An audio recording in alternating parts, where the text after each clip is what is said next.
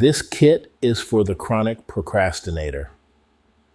If "I'll start tomorrow" has become your default phrase, this video is for you.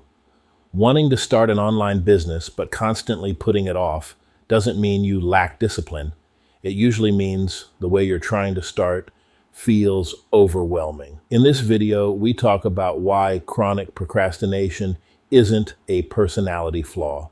It's often a response to vague plans, unclear next steps, and too much pressure to get everything right at once. When starting feels heavy, your brain looks for relief, and tomorrow becomes the escape.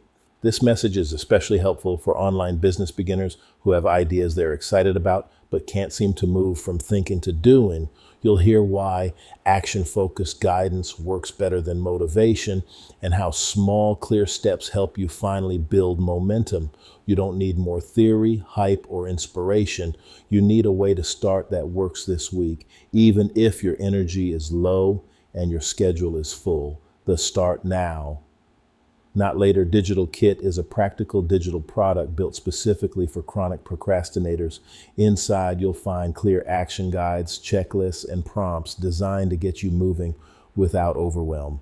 It's also a powerful option if you're using resale rights digital kits to build your business without starting from scratch.